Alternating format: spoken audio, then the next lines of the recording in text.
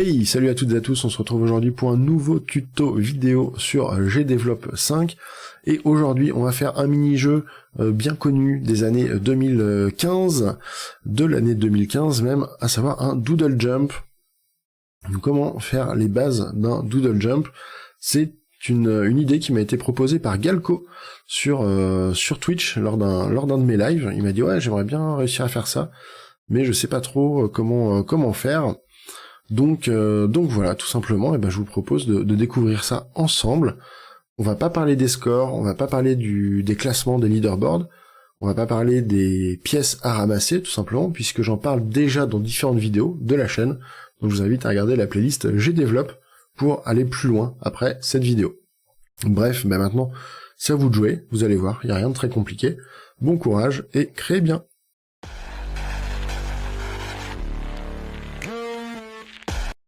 Alors, nous voici donc sur un nouveau projet GDevelop 5, projet tout simple avec simplement une vue en mode portrait, style mobile, donc une vue verticale.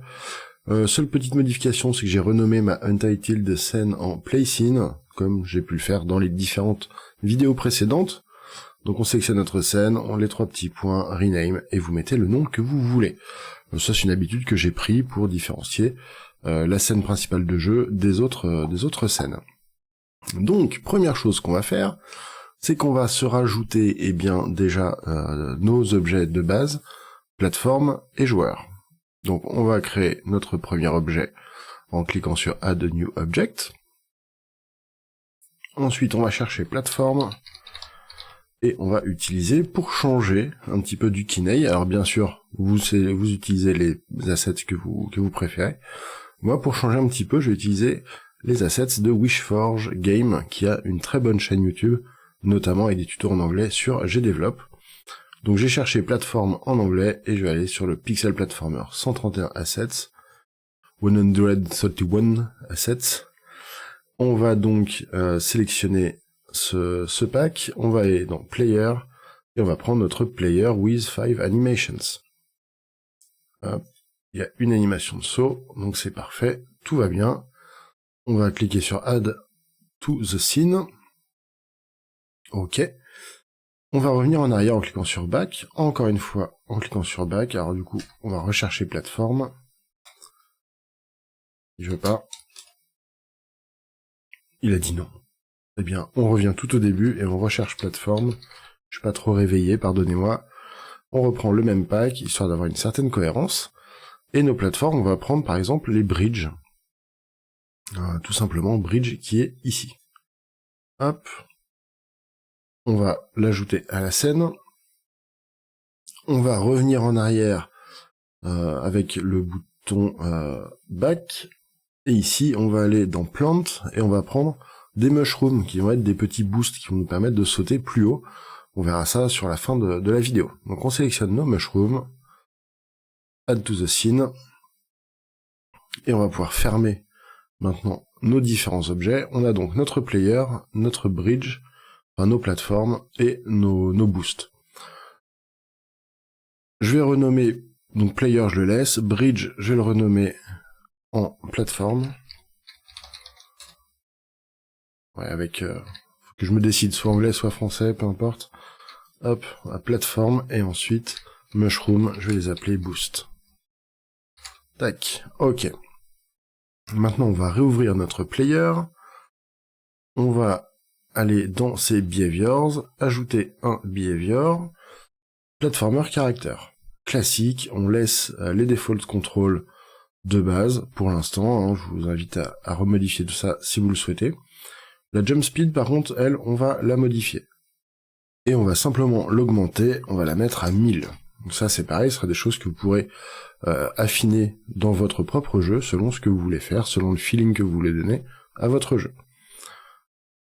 Ensuite, on va rajouter un autre comportement, et ce comportement s'appelle tout simplement Screen Wrap. Ça va être tout simplement l'action de téléporter notre joueur lorsqu'il sort de l'écran à gauche ou à droite, et de le téléporter à l'opposé, en fait, de l'écran. Par exemple, le joueur sort à gauche, il rentre par la droite, et inversement. Donc on prend bien Screen Wrap classique, et on va décocher Vertical Wrapping. Comme ça, on n'aura vraiment qu'une téléportation de droite à gauche ou de gauche à droite, pas en haut, bas ou bas, haut. Donc vraiment, on laisse cocher seulement horizontal. On va faire Apply. Ensuite, on va ouvrir nos plateformes, Behavior, Add Behavior. On va enlever notre champ de recherche et ça va être notre premier behavior, plateforme classique. On va changer le type, par contre ça ne sera plus des plateformes 100% solides, mais des jump-through platforms. C'est-à-dire que lorsque le joueur va traverser les plateformes du haut vers le bas, il va pas pouvoir les traverser justement, et lorsqu'il va sauter sous une plateforme, donc il va traverser la plateforme, du bas vers le haut, il va vraiment pouvoir passer au travers. Ça va nous permettre donc de faire en sorte que notre joueur saute au travers des différentes plateformes et retombe sur ces plateformes. On va faire Apply. On pense à sauvegarder régulièrement. Et puis tout de suite, on va essayer, on va mettre une petite plateforme, hop, et puis un petit player par-dessus. Alors c'est tout petit, hein, les assets sont vraiment minuscules. Donc Preview, on va voir pour modifier un peu tout ça. Alors, on voit pas grand-chose. Si j'appuie sur espace, ça fonctionne, mon personnage saute. Et je peux le déplacer de gauche à droite. Donc première chose qu'on va faire, c'est qu'on va augmenter un petit peu ces assets. On va aller dans notre file d'event, add a new event, la condition c'est begin, at the beginning of the scene, et on va tout simplement upscale nos deux objets. En fait, on va même faire les trois directement tant qu'on y est. Donc player, on va aller chercher ce scale, et on va laisser égal scale x 2, on va voir ce que ça donne. C'est un petit test. Ok, là mon personnage est un peu plus petit, on va même mettre par 3. Allez, soyons fous. Et ensuite on peut copier, donc sélectionner cette action, la faire CTRL-C, CTRL-V, CTRL-V. Dans Player, au lieu de Player, on va mettre Plateforme. Et le deuxième Player, on va mettre Boost. Même si pour l'instant les boosts on s'en fout, mais on prévoit d'en avoir besoin plus tard, ça nous évitera de revenir sur ce qu'on a déjà modifié. Ensuite, on va refaire une petite preview. Ok, donc là notre personnage passe au travers de la plateforme, tout simplement parce qu'il était trop bas. On remonte un peu. Ok, là c'est bon, on y voit un peu plus clair, tout va très bien. Maintenant, ce qu'on va vouloir faire, ça va être modifier les origines de notre plateforme et de notre player. Donc je commence par les plateformes, je les ouvre en double-cliquant dessus, je vais faire Edit Point, et mon point d'origine qui est là, on va venir le centrer au milieu à peu près de notre visuel. Ça va permettre de faire apparaître aléatoirement nos plateformes à partir de leur centre, et non plus à partir du coin en haut à gauche. On va faire Close. Tant qu'on y est, on va vérifier les masques de collision, donc Edit Collision Masks. Ici, on vérifie que notre masque correspond bien à un rectangle proche de notre image, et non pas tout le rectangle qui comblerait en fait les morceaux vides de l'image. Donc ici, on est bon. On fait Apply, Player, même chose, Edit Points. On vérifie ici qu'on a bien Share Same Points for All Animation et Share Same Points for All Sprites of this Animation qui sont activés. Et notre origine, on va venir la mettre, on peut même la mettre en bas. Tac. Et puis on va centrer exactement. Notre sprite fait 24 par 24, donc le centre en X, c'est 12. Voilà, tout simplement. On va faire Close. Les masques de collision, normalement, il n'y aura pas trop de soucis là-dessus. On va faire Apply. On pense à sauvegarder, bien sûr, régulièrement. Maintenant, ce qu'on veut, c'est qu'on n'ait plus besoin d'appuyer sur la touche espace pour sauter. Pour faire ça, on va dans notre feuille d'événements de PlayScene, et on va rajouter un nouvel événement, Add Condition, Player, et on va chercher Is on Floor, but the floor is not lava, not yet. Is on Floor, on fait OK, et cette condition va tout simplement vérifier lorsque notre joueur touche une plateforme, enfin retombe sur une plateforme, alors on va déclencher des actions. Et l'action va être très simple, c'est tout simplement de simuler l'appui sur la touche espace, l'appui sur la touche de saut. Donc on reprend Player, et on va chercher Simulate. Ici, soit Simulate Control pour avoir plus de contrôle sur les contrôles, ou sinon Simulate Jump Key Press. Comme ça, directement, notre touche de saut, qui elle est directement bindée sur notre barre espace, va être utilisée. On va faire OK, et puis on va tester. Voilà, et là, je ne touche à rien. Vous entendez que mon clavier ne fait pas de bruit, tout simplement, puisque mon personnage saute tout seul. Je peux toujours le déplacer à gauche, à droite, il n'y a pas de souci là-dessus. Ok, donc maintenant qu'on a fait ça, on va agencer le début de notre niveau. Donc, on va afficher la grille, hop, show grid, et puis elle me paraît pas trop mal comme ça. Et on va venir centrer à peu près nos objets, tac. Et surtout, ce qu'on va faire, c'est qu'on va dupliquer notre plateforme. Alors, je vais faire une échelle pour le tout début. Je trouve que c'est plus simple à appréhender. Donc, je sélectionne ma première plateforme, CTRL-C, CTRL-V. Et puis, je sélectionne les deux premières plateformes, CTRL-C, CTRL-V, comme ça va plus vite. Des fois, c'est un peu galère à réaligner. Pourquoi tu veux pas? Mes points sont bons. Ok. Éventuellement, notre origine en Y, on va la mettre à 0. Hop, voilà, pour vraiment rester collé en haut du bloc. Voilà, ce sera plus simple. Et notre grille, on va la modifier, cette upgrade. On va réduire sa taille, on va la mettre à 16 par 16. Voilà. Tac.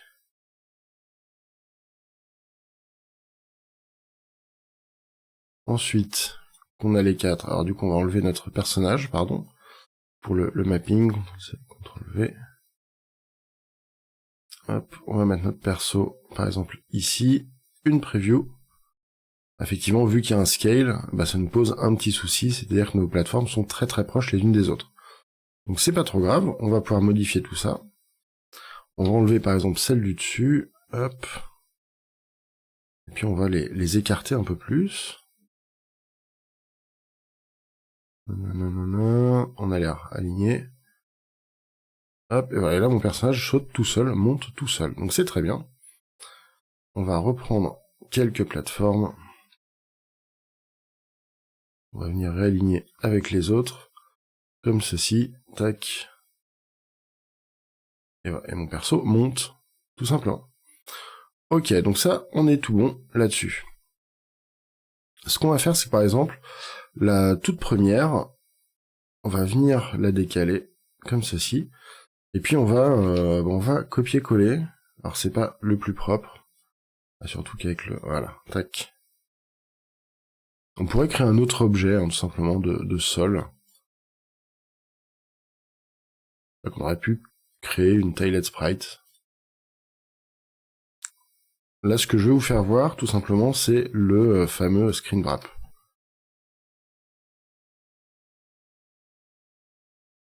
Hop.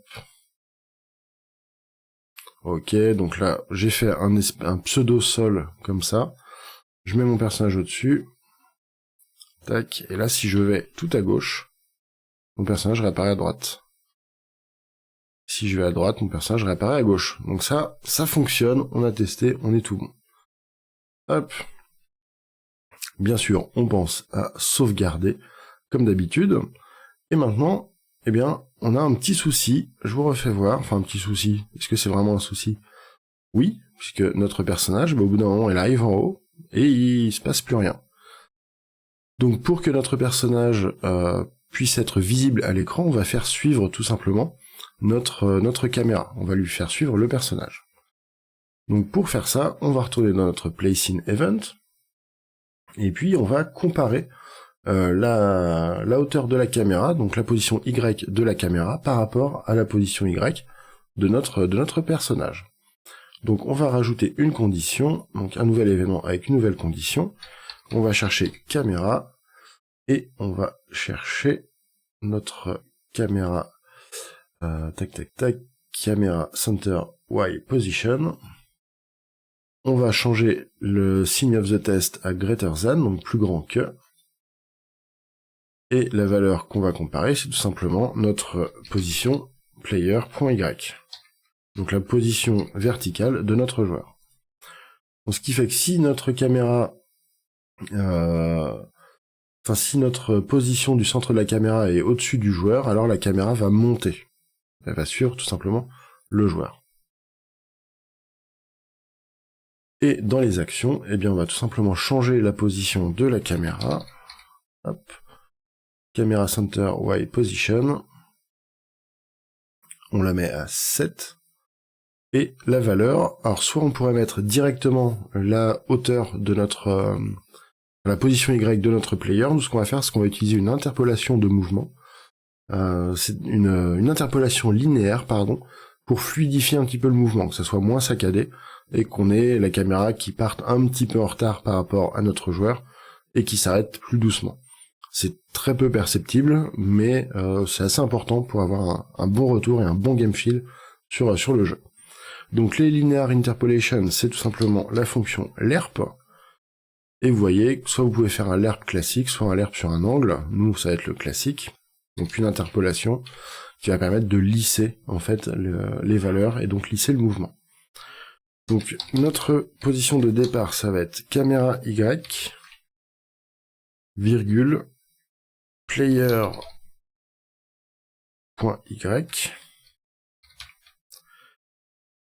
Donc notre position de départ, c'est la position actuelle de la caméra. La caméra doit se déplacer vers la position d'arrivée player.y. Et elle fait tout ça avec une interpolation de 0.1. Ça, c'est la vitesse, entre guillemets, d'interpolation. On va faire OK. On pense à sauvegarder et on regarde ce que ça donne. Pour l'instant, tout va bien. Et voilà. Et là, mon personnage monte. Pour l'instant, il ne peut plus monter, bien sûr, parce qu'on n'a plus de plateforme. On va quitter. Hop, toujours la petite sauvegarde, forcément.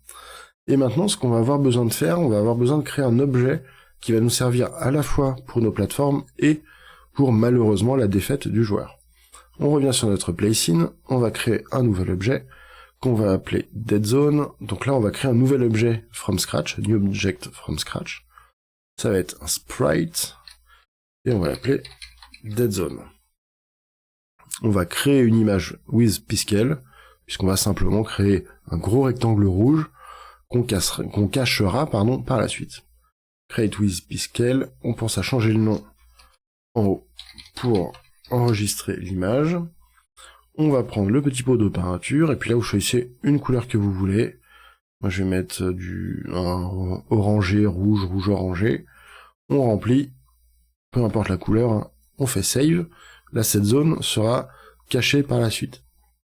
Donc peu importe la couleur, faites un truc voyant pour vous, pour le développement de votre jeu.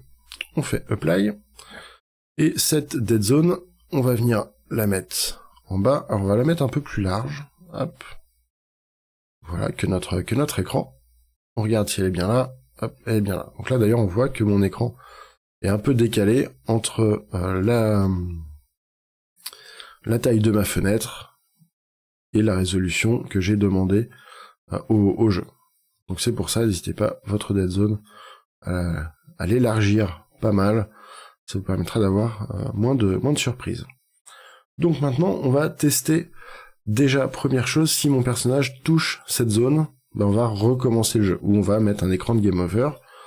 Tout ça, ça fera l'objet peut-être d'une autre vidéo, ou si vous y arrivez tout seul, eh bien c'est encore mieux, ça veut dire que vous aurez compris des choses.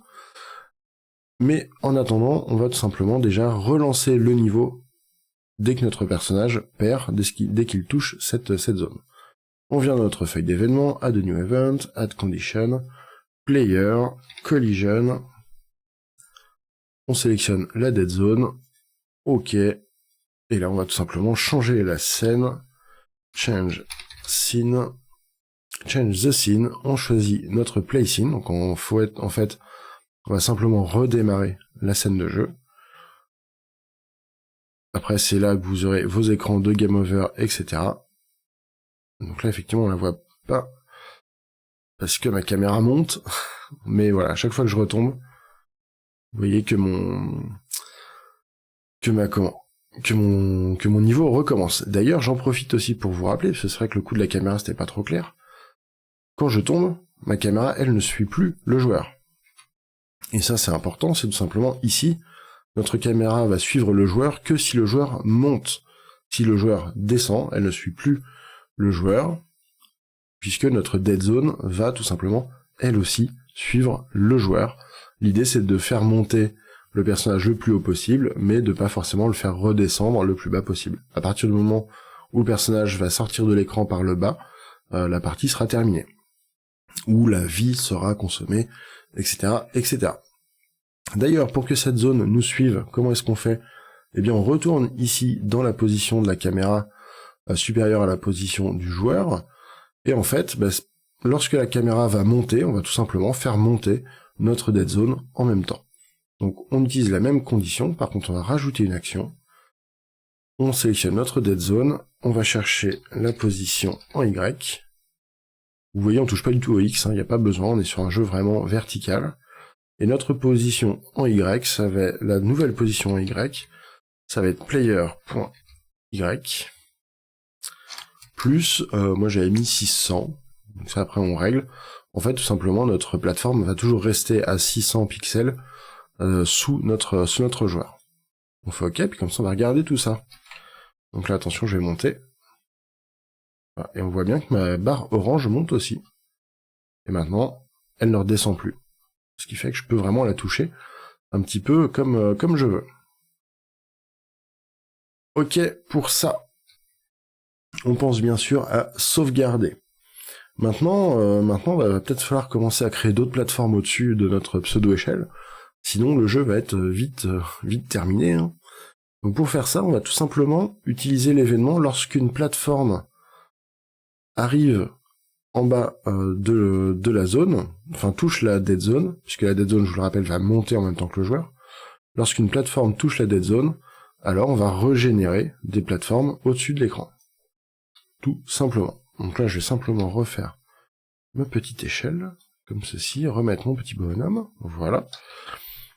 On va revenir sur notre feuille d'événement, et donc, on va créer un nouvel événement, créer une nouvelle condition, plateforme, collision, avec la dead zone. Alors, on va delete la plateforme, donc on sélectionne plateforme, on cherche delete the object, pardon, et on va créer une nouvelle plateforme au-dessus de l'écran, donc tout en haut de l'écran. On va donc rajouter une action, on sélectionne plateforme, create un object, X position, donc dans la largeur, là on va mettre de l'aléatoire. Avec ce qu'on appelle un pas, un step, c'est-à-dire qu'on aura forcément toujours un aléatoire avec un décalage régulier. Ça nous évite d'avoir plusieurs plateformes qui se superposent, tout simplement. Donc on va taper random with step, la dernière option de random with step, donc un random entre 16 et la hauteur et la largeur de notre écran. Donc je rappelle, hein, l'origine, donc le 0 en X va être tout à gauche de l'écran, et au maximum on aura le nombre de pixels de notre fenêtre, donc dans GDevelop ça s'appelle send window with, et on va tout simplement décaler de 16 pixels sur la gauche ou de 16 pixels sur la droite la possibilité de génération des plateformes. Donc par défaut, on est à 16, on n'est pas à 0. Voilà, j'ai choisi de faire un petit décalage. Et au maximum, on sera à send window... non, pas screen, pardon. Send window width, moins 16. Comme ça, on aura toujours une marge de 16 pixels de chaque côté. Et pour le random with step, il nous faut une dernière valeur qui est la valeur de notre pas, de notre step. C'est-à-dire que par exemple, je pourrais en avoir des valeurs, si je pars de 16, plus 32 ça fera 48, plus 32 ça fera 80, etc., etc. Je pourrais pas avoir des valeurs intermédiaires. Et en Y, eh bien on va tout simplement prendre la hauteur de notre caméra, caméra Y, donc pas point Y, hein, mais bien caméra Y, double parenthèse, moins, là on va prendre la hauteur de notre fenêtre de jeu, donc send Windows 8, divisé par 2. Et pour être sûr que nos calculs se fassent dans le bon sens, on met send window 8 divisé par 2 entre parenthèses. On va faire OK. Donc pour vous expliquer, on va tout simplement... notre caméra globalement, elle est à peu près toujours centrée à l'écran. Et donc on a besoin de connaître la distance entre le centre de l'écran et le haut de notre fenêtre. Donc c'est pour ça qu'on utilise la hauteur, la position en hauteur de notre caméra et la moitié de la hauteur de la fenêtre. Tout simplement. On pense à sauvegarder et on se fait un petit test. Et là on voit bien nos plateformes qui ont apparu. Alors, je me suis gouré de touche. Nos plateformes qui sont apparues. Sauf que nos plateformes sont un peu basses. On va pas se cacher. Donc, lorsqu'on crée une plateforme, on va tout simplement, alors on est un peu feignant, on va resélectionner la Change the Scale of Platform Set to 3, CTRL-C, on va sur Add Action, Paste Actions. On reteste.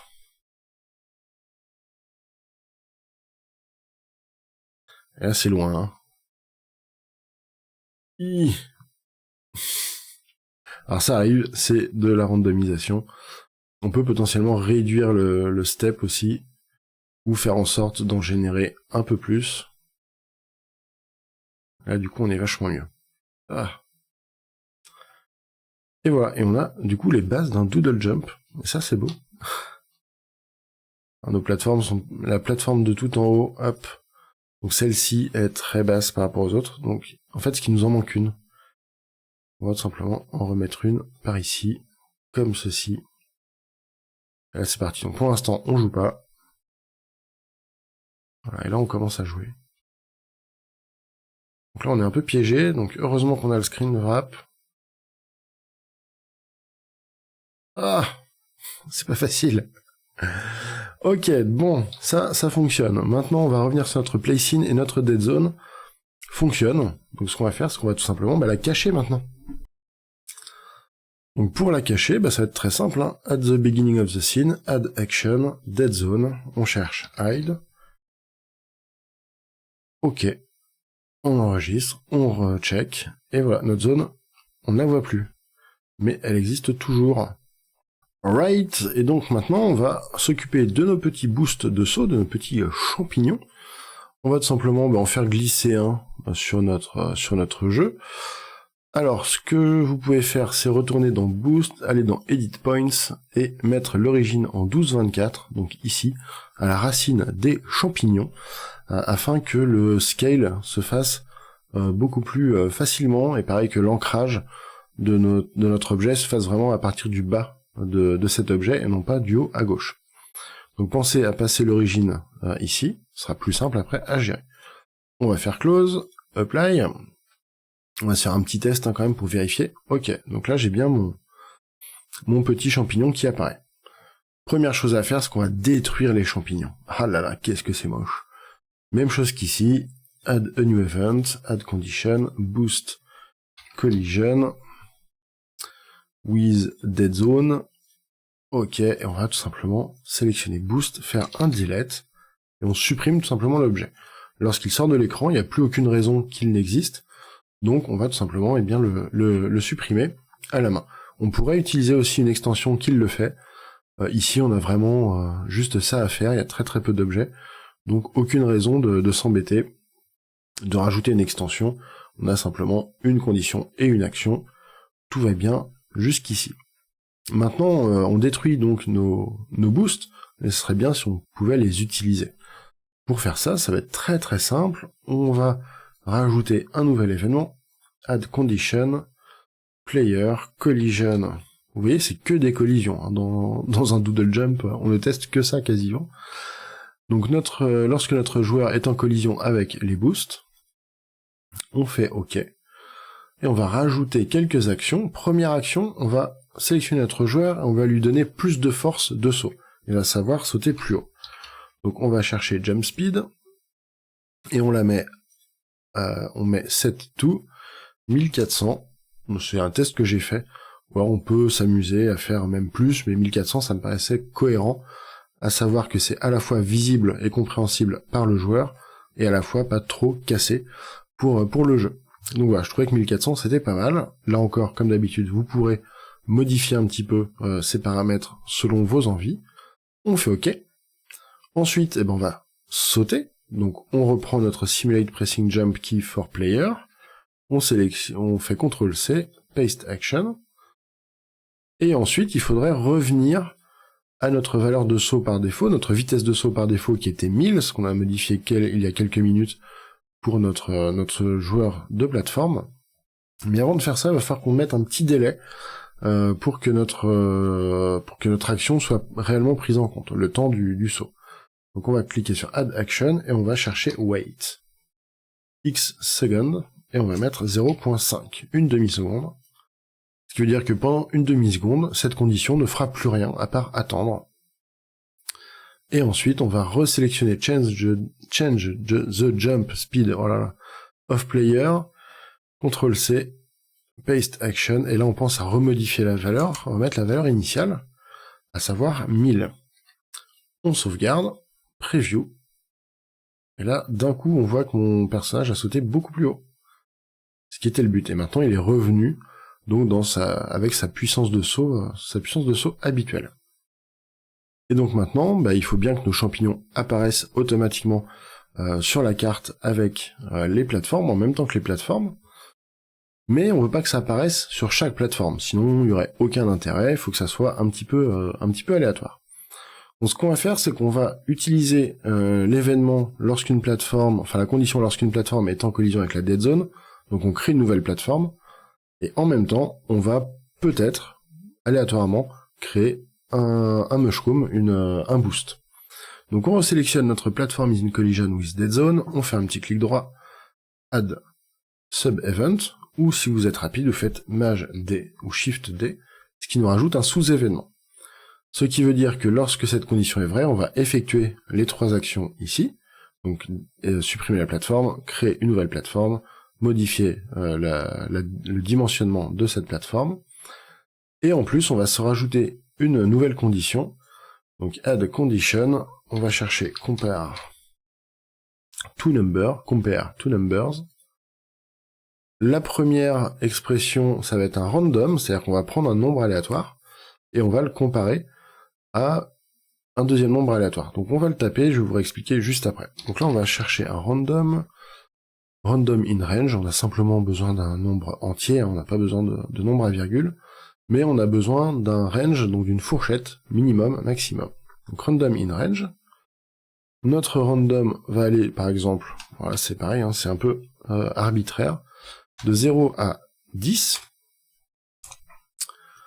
donc cette fonction va sortir un nombre aléatoire entre 0 et 10, 0 et 10 étant inclus dans cette génération. Et on va regarder dans le signe du test, on va mettre par exemple un strictement supérieur à 8. Donc strictement supérieur à 8, ça veut dire que si le nombre aléatoire c'est 9, 10, si le nombre aléatoire c'est 9 ou 10, pardon, eh bien alors on va déclencher les actions. Par contre, si c'est de 0 à 8, on ne fait rien. Donc là après vous pourrez jouer un petit peu avec ces valeurs, c'est le poids un petit peu de l'aléatoire.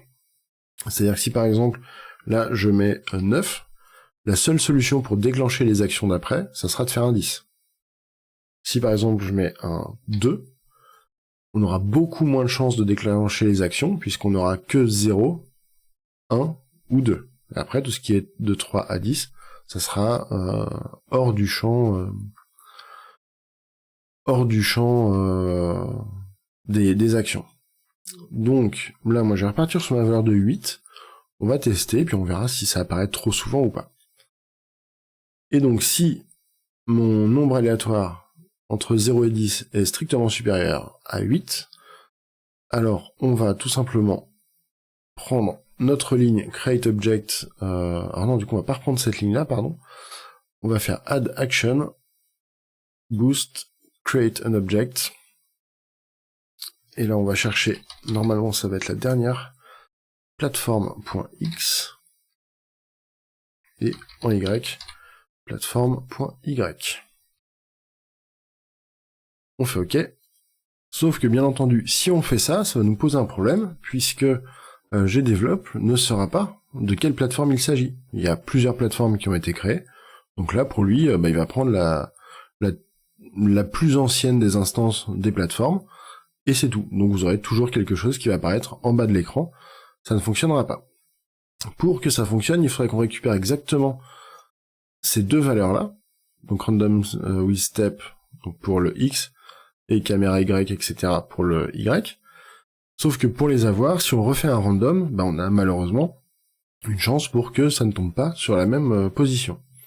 Donc ce qu'on va faire, c'est qu'on va tout simplement se créer deux variables de scène, par exemple, ou sur le joueur, peu importe. On va créer des variables de scène. En cliquant sur les petits rectangles ici, on va à côté de Play Scene, les trois petits points, Edit Scene Variables, et on va créer une nouvelle variable qui va être un tableau. Allez, on va dire que c'est un tableau.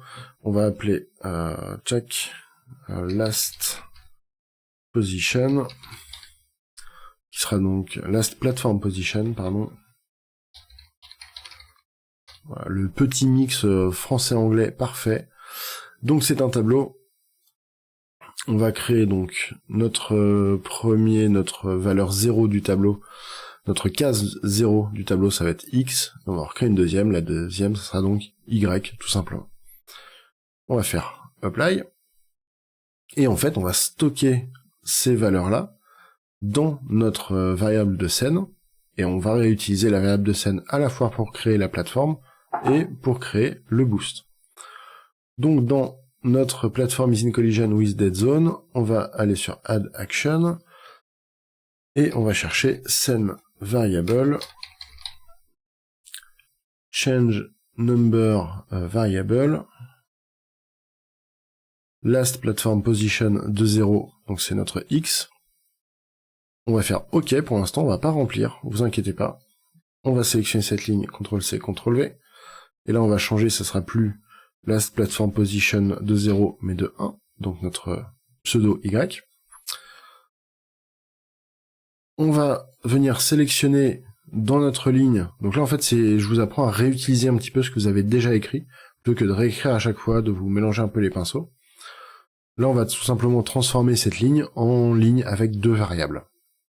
Donc on sélectionne notre X-position de createObject, CTRL-C, et on va tout simplement le mettre dans notre... on va remplir notre variable lastPlatformPosition 0 avec cette valeur-là. Même chose pour le Y, on prend Y-position de notre createObject with, addPosition, etc. Et on vient le renseigner dans notre variable lastPlatformPosition 1. CreateObject, on va le descendre, change the scale, on le met bien sûr derrière, et ici, dans CreateObject Platform at Random Position, on va resélectionner notre X-Position, mais là on va chercher Last Platform Position, entre crochets de 0, pour le Y. Même chose, Last Platform Position, mais ce coup-ci, entre crochets 1. Et donc en fait, on récupère les valeurs de notre variable. Là, on se dit, oui, ça sert à rien, tu nous as fait ça, tu nous as fait 3 lignes, alors qu'avant il y avait qu'une seule ligne, c'était vachement plus simple.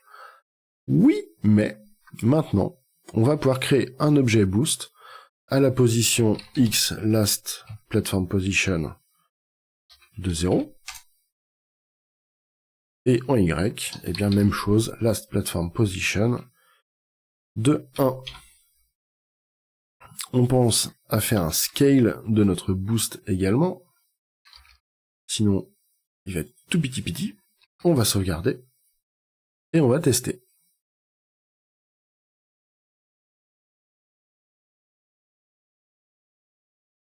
Et là c'est nickel, on a plein de champignons. Pourquoi on a plein de champignons? Tout simplement puisque tout à l'heure, vous ne l'avez pas vu, mais je vous le promets, j'ai changé ici, eh bien mon taux d'apparition de mes boosts, de mes mushrooms. Je l'avais mis à 0, je repasse à 8, là, je sauvegarde, je reteste. Donc là on a toujours le premier, C'est le micro-tuto, hein, cette plateforme, vraiment. Hop, et voilà. Et là, du coup, j'ai un champi qui va être quasiment inatteignable, puisque ça serait bien si je faisais apparaître peut-être plus de plateformes. Je pense. Ce sera vachement plus simple, donc, de rajouter quelques plateformes.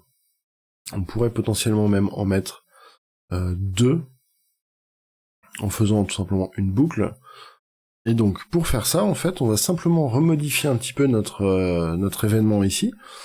On va le sélectionner, faire un clic droit, Add, Repeat. On l'utilisait pas souvent, mais ça va être très utile. L'idée, ça va être de répéter plusieurs fois les mêmes actions pour créer une ou deux plateformes au même niveau. Première chose à faire, on va reprendre notre bloc Repeat ici, on va vraiment venir le coller sous Platform is in collision with Dead Zone. Le Random in Range, on va le décaler encore, donc vous voyez, il y a 3 niveaux comme ça d'architecture, enfin 3 niveaux de décalage, pardon, pas d'architecture, qu'est-ce qu'il raconte ? 3 niveaux de décalage, et donc on va choisir le nombre de fois qu'on va répéter donc la création d'une nouvelle plateforme, et pour faire ça, bon, on va faire un petit coup de random, Random in Range, entre 1 et 2. Alors vous allez me dire, oui, il n'y a pas beaucoup d'aléatoires là-dedans, mais soit on va créer une seule plateforme, soit on va en créer 2. Si jamais vous voulez en créer plus au même niveau, il suffira de mettre par exemple 3 ou 4, etc. Ou de réaugmenter votre random en le faisant partir par exemple de 10 à 20. Donc là vous aurez automatiquement minimum 10 plateformes en même temps, ce qui sera pas du tout intéressant à jouer, mais vous pouvez faire des petits paliers aussi, comme ça, c'est vrai que ça peut être une bonne idée. Donc une fois qu'on a notre repeat ici, eh bien on va tout simplement laisser le delete platform tout seul, on va sélectionner ensuite, alors en maintenant shift, on sélectionne toutes les lignes, alors, on refait voir, hop, on sélectionne la première, la deuxième, la troisième, la quatrième, change the scene variable, create object, change the scale, et on va tout faire glisser dans les actions de notre repeat random in range, entre 1 et 2 times.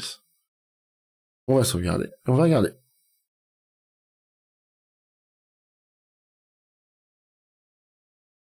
Et là on le voit, là vous voyez, on voit j'ai bien 2 plateformes au même niveau, ici on l'aperçoit aussi un petit peu en bas.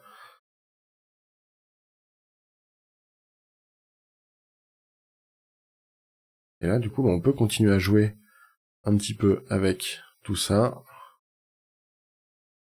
Et là on va avoir un jeu plus finissable, dirons-nous.